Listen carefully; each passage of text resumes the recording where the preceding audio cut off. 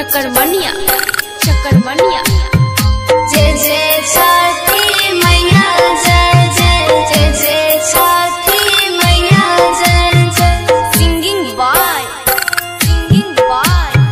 सागर सुमन। छठी माई के व्रत करबई राजा अइहा घरा बाजारो,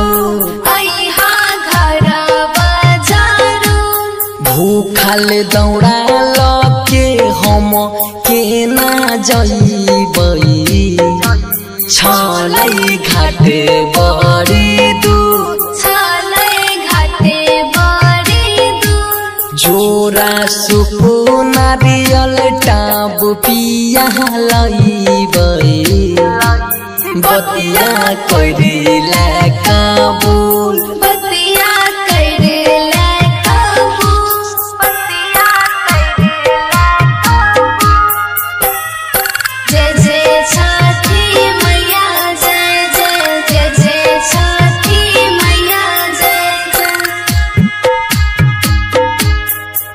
रिकॉर्डिंग बाय दुर्गेश जी।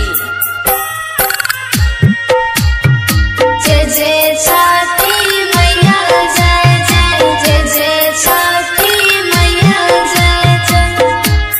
रहबो संहा बाता कुछो नहीं होई तई, माई के पूजा में भूल, चलो दियाई जाना छोरी काम धाम के, होई सब दुख दूर,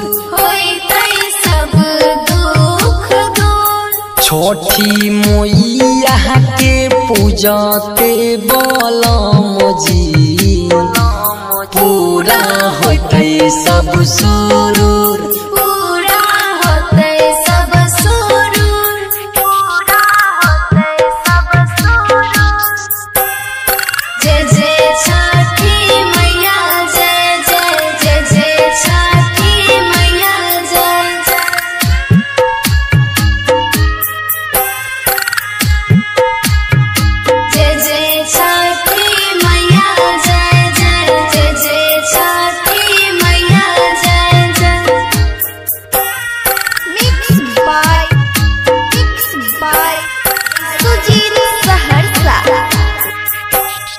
बातें मानी सुनियो बलम जी, काइले आबू जरूर,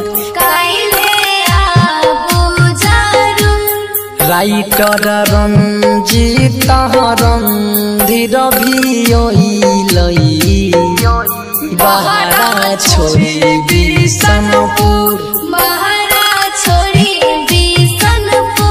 सागर सुमन दुर्ग सफिया जल दिया बात